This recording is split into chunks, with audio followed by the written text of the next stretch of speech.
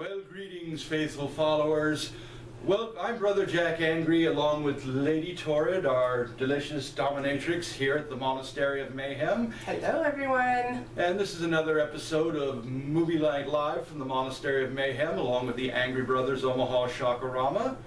So it's been a while since you've been on, Torrid. How have you been doing? I mean, we haven't seen you for a while. I've been busy. Lots of naughty people, although I think I said that last time. Yes, you... So lots to do, and summer's still... hot, and I have to try to keep the dungeon, you know, below 150 degrees. Well, so. yeah, it's like we don't want your little minions, you know, roasting, you know, it's like... No, the flesh falls off the bone, and it's just a mess. I mean, it's good for, you know...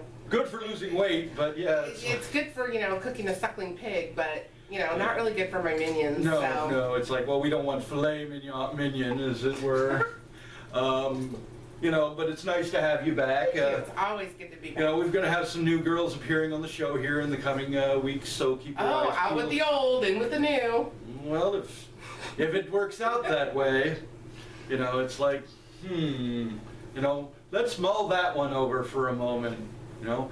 I was just kidding. I didn't mean to give you any ideas. No, it's like, no. I'm here to stay. Yes. Nobody can take my place. No. There'll never be another Lady Torrid. Everything else is up for grabs, but you know, we won't go into that. I mean, that's a discussion for another day. But we have a really great film for you all today. We have the 1975 classic Soylent Green, starring Charlton Heston and Edward G. Robinson, and Chuck, what the hell was that guy's name who was in The Rifleman? Chuck, damn it, he was Chuck something. Oh well, never mind. Chuck. Yeah, I'll get it. Way to go, Chuck. Yeah, I'll get it. It'll come to me. It's like, oh wait. But anyway, Senior moment. Yes, sorry, Brother Jack really needs to start taking his Geritol. Get those vitamins for the brain. You know, it's like. Ginkgo biloba is my best friend. Well, you know, blood can only run one head at a time. Well, so. that's true, and it's like, and it's been laying down. And it's rarely ever that one. Yeah, it's been laying down on the job in both cases. It's like I need to have a long talk with my blood. Get to work, you fucking slacker. Well, it would be a short talk. Yes, ooh, bitch. Oh, how's the bathroom band going? You know, it's like. That's probably... Really, every time? That's your go-to? Yes, I'm sure that's put a dent in your social life, being banned from half the bathrooms in Omaha. Not really. Okay. Well, you'll have to tell us. I know, it's like I walked into this room the other day, and, like, the men wouldn't stop staring at me, and I'm like, what, like, you've never seen a woman in the men's restroom? Whatever. Yeah, it's like, go figure. It's like, God, don't you hate narrow-minded people? But anyway... The movie stars Charlton Heston and Edward G. Robinson. It is basically the story in the year 2009. Earth is polluted to the max. I mean, severely polluted. What's that? 2022? Oh yes, you're right, 2022. I was thinking of something else, yes. The year is 2022. Earth is polluted to the point where the air is foul, the land is completely trashed with chemicals, barren. Nothing will grow. No crops, nothing will grow, yeah. Overpopulated, full of crime, vice, and you know, other decadence and perversion. Kind of like North Omaha on a Saturday night. Damn, like Brother Jack went there. That's like, well, vice is kind of like the Monastery of Mayhem. Yes, it's like not the good kind of vice, you know, not the kind of vice that's fun and that makes you go la la la, but it's that bad kind of vice that makes you go oh. But get me out of here. Yeah, it's like I don't like this. I don't want to play. Well, where? I don't want to feel like a pig. Yeah, it's like show us on the doll where he hurt you. It isn't that kind of vice. Everywhere.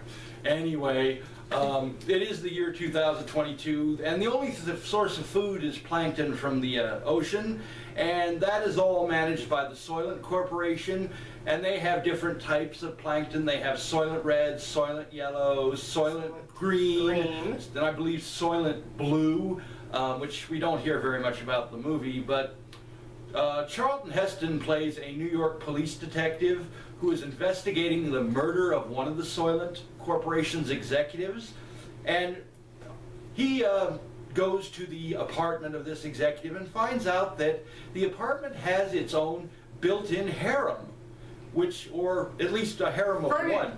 Furniture. Called furniture. They refer to women as furniture.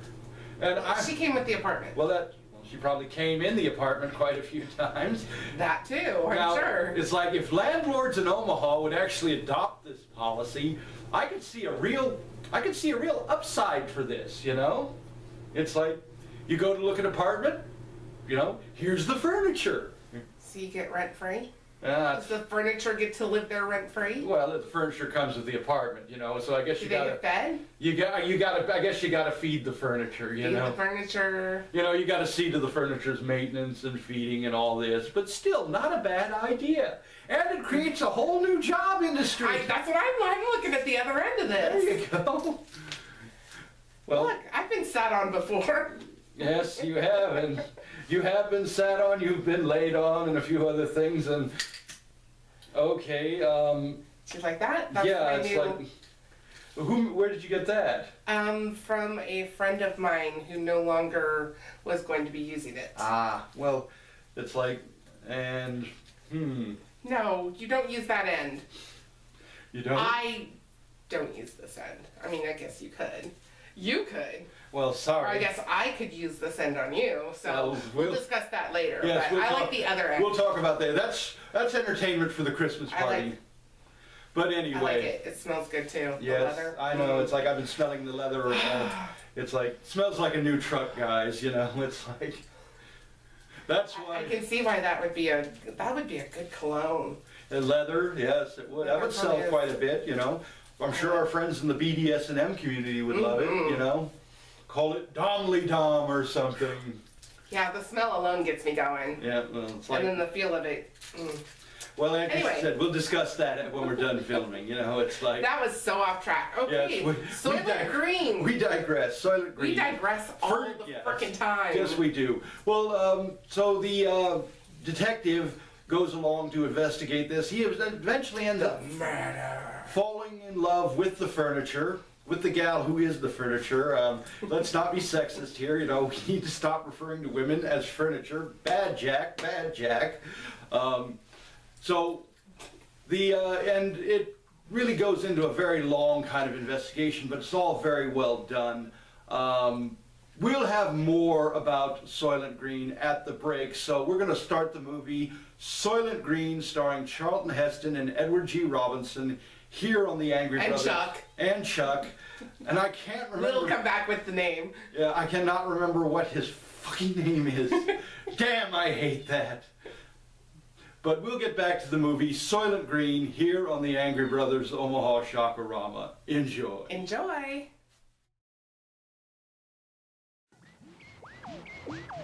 What is the secret of Soylent Green? New York City, in the year 2022. Nothing runs anymore. Nothing works. But the people are the same. And the people will do anything to get what they need. This is the police. What they need most is Soylent Green. The supply of Soylent Green has been exhausted. Return to your home.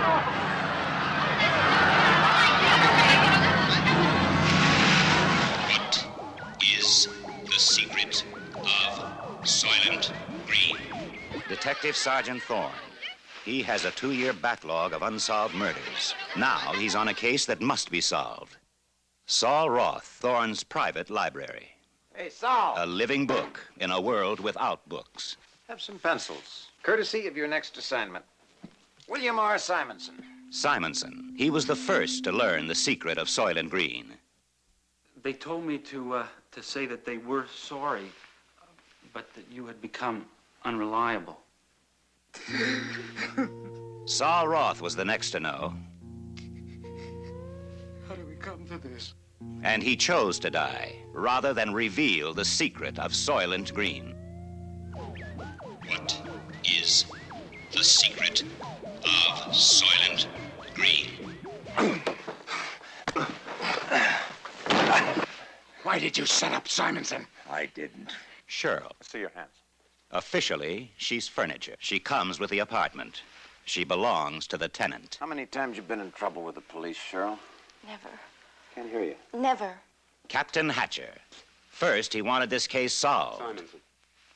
What do you say? It was an assassination. Now, he just wants it closed. Who bought you? High and hot, and they want this case closed permanently. Their way. Now, you sign this. You sign it! Thorne refuses to close the Simonson case. Just do what you have to do.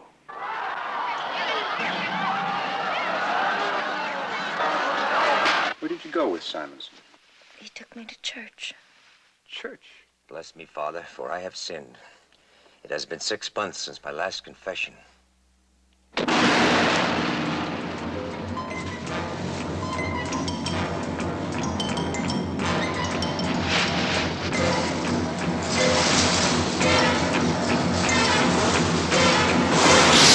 Charlton Heston, Edward G. Robinson, Chuck Connors, Lee Taylor Young, Brock Peters, Paula Kelly, and Joseph Cotton fight for survival and try to solve the most bizarre riddle ever to face mankind. The search for the secret of Soylent Green. You will find out why Soylent Green means life. You will find out why Soylent Green means death. We've got to stop him! What is the secret of Soylent Green? Please!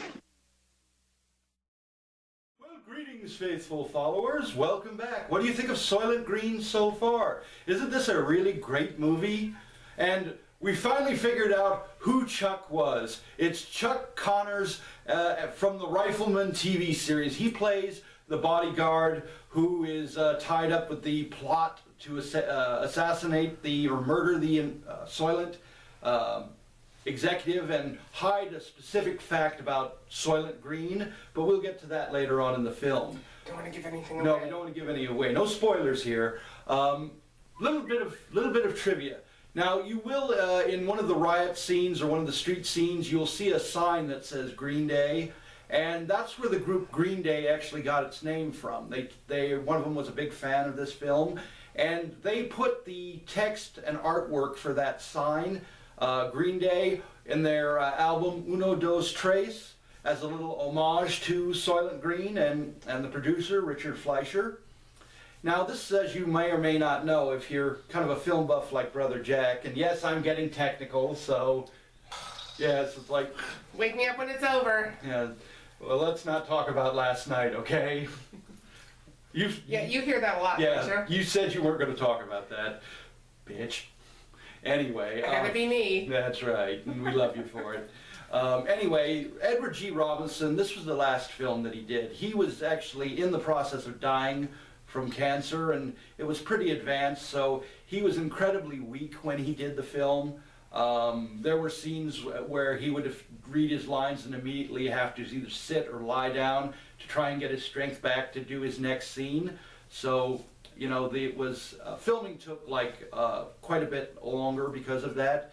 And because of the treatments and the cancer, he was pretty much totally deaf by the time he finished filming.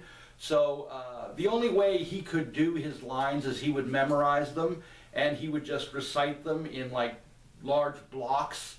And he would do it in one take. But there would be times if another take was needed, he wouldn't know that the director had yelled cut because his hearing was so bad. So he would just keep on going with his lines until the director or one of the assistants would have to run over and hold up a sign telling him that stop. Stop, exactly. Kind of like Forrest Gump running the stop. Exactly. Well, they would hold up a sign with the word cut written on it in big letters, so he would know to stop. But the majority of his scenes he did in one take, which is, you know, a really wonderful tribute to him as an actor and his technical quality. It was really fantastic. There was a scene where, because of his health, the scene where the detective, played by Charlton Heston, and Saul, played by Edward G. Robinson, basically share a meal of the food that the detective lifted from the executive Is it not the Soylent Green? No, it's actually, it was real meat, real vegetables, which only the super rich could afford. I mean, they still had stocks of frozen meat and things, and he had stolen a bunch of this stuff in the course of his investigation, which at that time was pretty much standard operating procedure for the New York police. Gee, what a concept. The police stealing shit, you know? It's like, wow. Heaven forbid, you know? York. Yeah, in New York, but we all know what kind of shit goes on there, but never mind. We love our friends in New York, you know. You show us on your public access stations. Yay, thank you, New York. Yes, we love New York. But anyway, him and Saul share this meal, and that whole scene, it's like a 20-minute scene. It is all completely ad-libbed. It's just basically Charlton Heston and Edward G. Robinson just shooting stuff off the cuff and playing off of each other's. And the scene worked out so brilliantly that Richard Fleischer was originally going to cut it, but because the scene was so brilliant and it all worked so well, he made sure it got into the film. They actually wanted to cut it because of time concerns, and he basically threatened to fire his entire editing staff if anybody touched this scene. So this scene actually made it into the theatrical release. It's in the director's cut and the ultra director's cut that's out there with all the extra features. So it was a really great scene.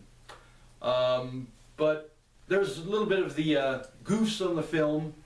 You know, I will mention one thing on that now. Goose? Goofs, yeah. Like geese? No, goofs, G-O-O-Fs, where they kind of fuck like up. Like you, a yeah, goof. Goof, yes. Oh, okay. Fuck up, me. It's like, that's right. Well, wait a minute, you like this. So. I do like it. I like to use it, and I like it to be used on you? On me? Well, it's on occasion. You know, shouldn't always have to do all the work. That's true. Sometimes, you know. Well, sometimes I let men are selfish, you know. We want to just lay back and enjoy it. We want the girls to do all the work. So. You know, every once in a while, I find the right minion. You mean you switch? Occasionally. Okay, well. Sometimes I like to just lie back and enjoy too. Well, that's good. Clearly. Well, yes. We know that for a fact, don't we? But that's neither here nor there. It's here and there. Yes, it is. Well, one of the goofs of the film, there was a scene in the riot where one of the police shoots a woman in the head. We see the bullet impacting, you know, and the blood and everything, and she screams and goes down. Now, this is... She goes down? Well, she falls. No.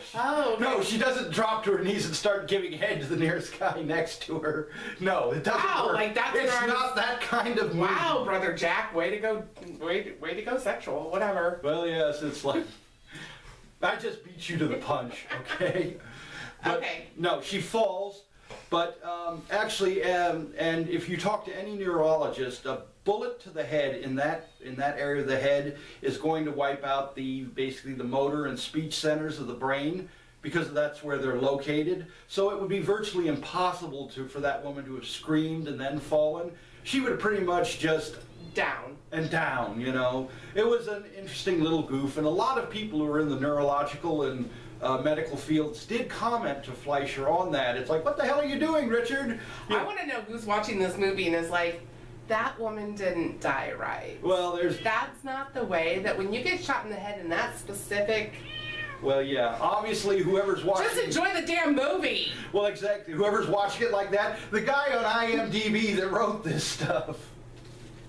God, we love Although that would be a fun... I love IMDb. Yes. I'm on that thing every day. Well, be like, why do I know that person on Sharknado 3? Well, it's like I'm talking with IMDb now to get us all listed on there, to get our credits on IMDb for the show. Fantastic. They're going to be getting back to me shortly about that.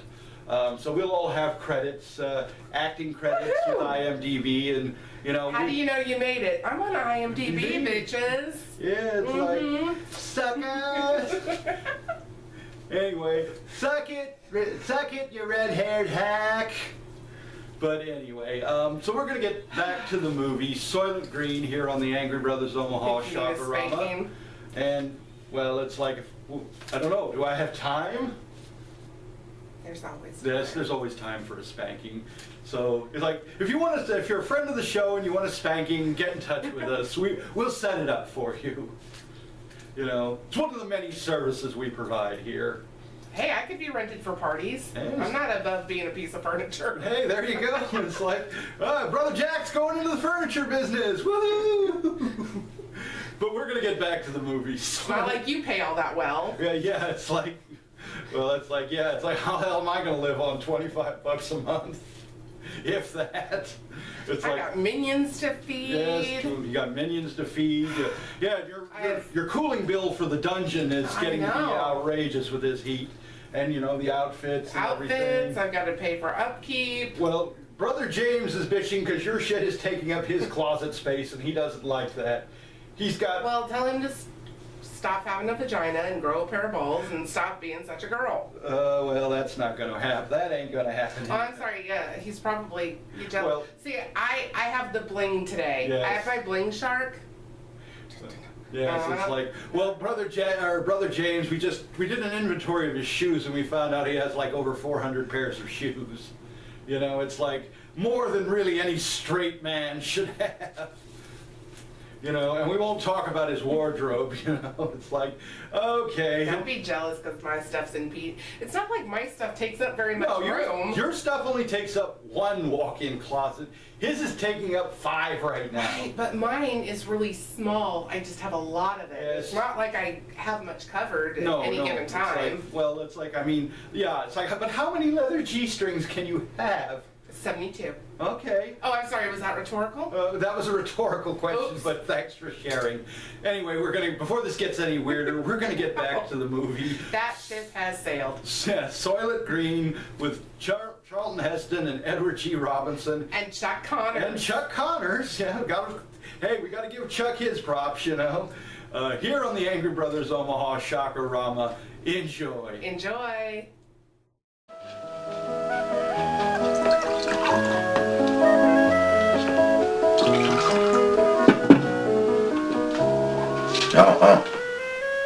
L'chaim.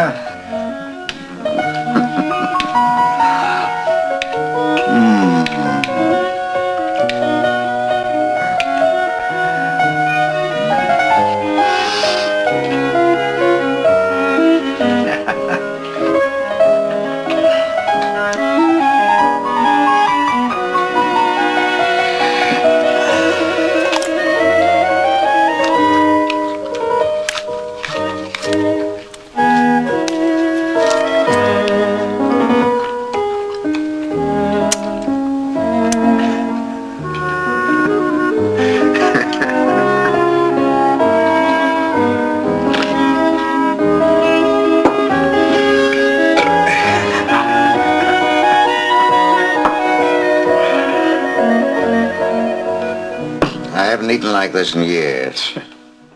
Well, greetings, faithful followers. Welcome back. What did you think of Soylent Green? Wasn't that a fantastic movie? I mean, weren't you kind of touched at the end when Edgar G. Robinson as Saul is committing suicide and they're, you know, showing the big movie with all the animals and the classical music and everything, and he's just kind of watching it and blissing out, you know, as he dies. And I mean, it kind of brought a tear to your eyes. At least it did mine. You cold-hearted bitch, it probably didn't do anything. I was like, hurry up and be done with it. It's like, well, wait a minute, where's the fucking commercial? I gotta get some ice cream. Suicide does not take this long. Come on. Come on, yeah, step it up, you know? It's like, we could have just walked up, boom, you know, done, out of there, and gone on to other shit. You have no soul, you realize that. Yeah. Okay, great. I know. All right, great. Just checking, as long as you knew. Well, another little bit of trivia about that film. Edgar G. Robinson passed away about 10 days after the movie wrapped, so he never got to attend the premiere, and he never got to see it in a theater. But the suicide scene with Saul and the interaction between Charlton Heston's character and Saul was, you know, quite touching. It was actually nominated for an Academy Award, you know, for best scene in 1976, I believe.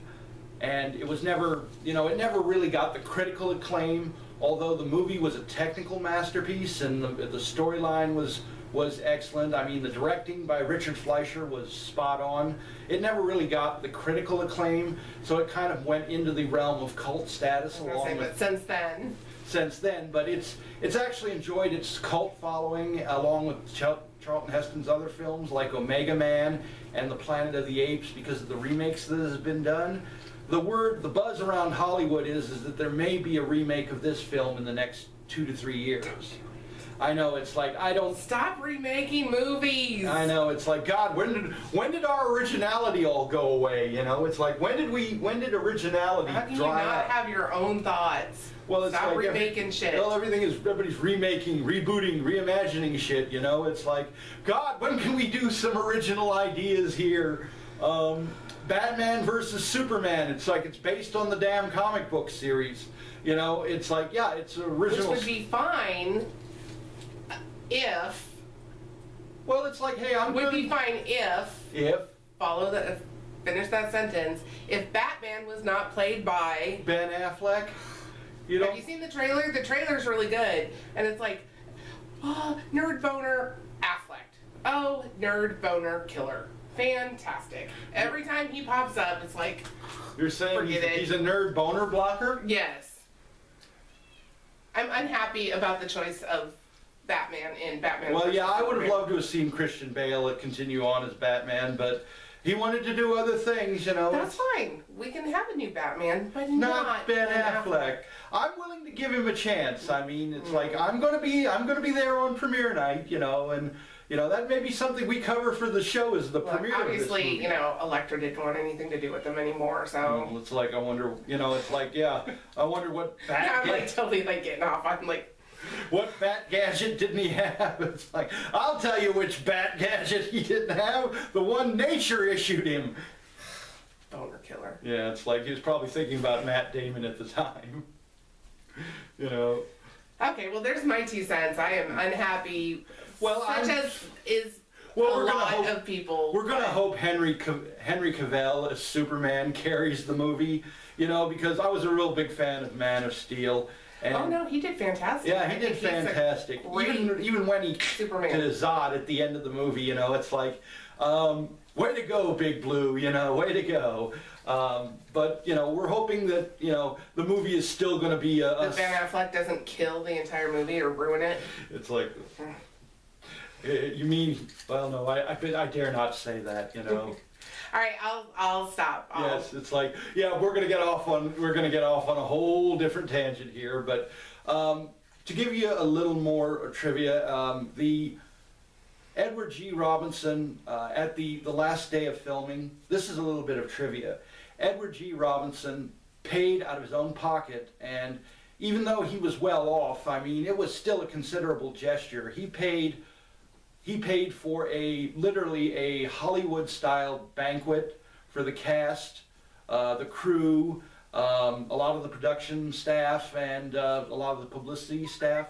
He paid for this out of his own pocket, and he had it at one of the local hotels. They actually closed an entire ballroom of a hotel to have this, and the party is still actually talked about for being one of the most lavish and opulent. I mean, they hired like half a dozen award-winning French chefs to do the cooking. And he had just a fantastic menu. I mean, it was filet mignon, Dom Perignon, champagne, you know, porterhouse steaks, the whole 9 yards. And well, you can't take it with you. Well, you can't take it. And that was actually his response when asked about, you know, everybody appreciated the gesture, but he was asked why. And he said, well, there's nobody I really want to leave the money to, and I don't want my ex-wives to get it, because I guess he wasn't on very good terms with them. And I can't take it with me, so I might as well spend it. This is my last shot, people. I might as well just spend it on my friends and, you know, go out with a bang. And that... I want to go out with a bang. Truer words were never spoken, people. Yeah, you want to go out being banged, okay. No, it's like... Tomato, whatever. Yeah. I'm going to get that call from some dude freaking out, she's dead! I didn't know she had a heart condition! And I'm going to come over there, and there you're going to be. You know, it's like... face down, ass up, you know, and I'm going to have to be the guy that talks to the police and saying, this is how I found her. You know, and then I'm going to spend the rest of that day filling out paperwork, answering questions, but I will be taking pictures to post on the internet. You know, it's like... Lady Torrid says goodbye with a smile on her face. It's the end of Lady Torrid, you know. Literally the end. Well, you're going to go have your mouth is going to be open like that. Your eyes are going to be rolled up in your head. You might have a hole punched. You might have a hole punched in the back of your skull. Who knows? You know. Great. Take one of those quizzes. How will you die? Yeah, we know how you're going to die. It's like, well, we're getting. All right. This is getting really weird. Okay, it's like, but you know, if you want to continue this topic online, write us care of the show at theangrybros@gmail.com, and we'll be happy to discuss this with you. You know. Okay, so they wrapped the movie. Edgar G. Robinson had this really lavish dinner for the literally hundreds of people. And I think, what was it? 3 days later, he was dead. Well, I think you said 10 days after. Well, yeah, 10 days after the film. But this happened like a couple of days after the film actually wrapped, so it was within that 10-day time frame. And what's the only thing that people know about the movie if you haven't seen the movie? Yes. Well, it's like if you're watching this now, you've seen the movie, so we're not giving anything away. And Soylent Green is people. You know, it's like one of the great lines of history, and you know, the whole premise of Soylent Green is actually kind of intriguing. They take old people, they turn them into crackers, they feed them to young people. You know, something to think about in this day and age. You know, it's like we've got all these old people kind of sucking up the Social Security system, and they're sucking up the excess air on the planet. You know, we need to just kind of, you know, we just kind of need... Not just... We need to kind of do something with them, you know. You want to make a contribution? Here you go. Just walk right through that door, you know. They get greased. They get turned into a box of crackers. You know, they go good with soup. You know? Look, I swallowed a lot of things, but that is not one that I want to even Well, think it's about. packaging is everything, you know. It's like, I'm sure we would, you know, they could make us a few nice flavors, a nice ranch flavor, maybe a little wasabi, a nice, you know, gyro flavor would be nice. I'll never eat chicken in a biscuit crackers again. Well, same way. Well, let's hope it's chicken, people. You know, I'm not making any claims here, but and that tuna you get out of the can, do you really think it's tuna? It could be blowfish or some shit like that. Dolphin friendly? You mean it's a dolphin? Okay. Dolphin friendly. It's whatever. Well, just like virgin wool comes from sheep the farmer couldn't catch. I went there, yeah. Hey, whatever came in, whatever jumped into the net, we ground up. That's right. There you go. That's right. Enjoy. Enjoy. You know, goes good. It goes good on bread. It's all we care about. Slap a little mayonnaise on it. You can. They could do that with old people. Let's face it, Florida. You know, they're all in one place. We just set up shop, start moving them in, moving the crackers out. They could be in the stores by Christmas. You know. Okay. Do not write Angry Brothers about his Genocide of old people. My views do not necessarily represent those of KPAO or its management or sponsors. Or any of the other people. Or any of the other crews. They are my personal anybody else views. that lives at the Monastery of Mayhem. What? Although I say that we, if you're going to do old people, can we throw, like, every now and then, I have a couple people I wouldn't mind throwing it's in like, crackers. there you go. It's like, a few people, I mean, that we, now that I'm kind of thinking about this, I'm like, a few people that, select group. yes, a few people, I can think of a few people that, I wouldn't mind throwing into that grinder, it's like, bye-bye. Oh, what? How do you like me now, bitch? Oh, you want a hand? Bye-bye. It's like, but yes, it's like, well, it's like, we don't want to grind up all old people, If you're not on Social Security, you've got a few good years left. But let's face it, you're sucking up the damn Social Security system. Stop it! I want some when I get older. There won't be any. Yeah. It's not because of the old people. But we won't get into politics. We'll save that for our political show. We'll have one. We'll sit down and we'll discuss. We'll give you our unique take on politics. But anyway, next week we're having another really great movie. This one is kind of on the avant-garde side. It's the 1974 classic, A Boy and His Dog, starring Don Johnson and Jason Robards.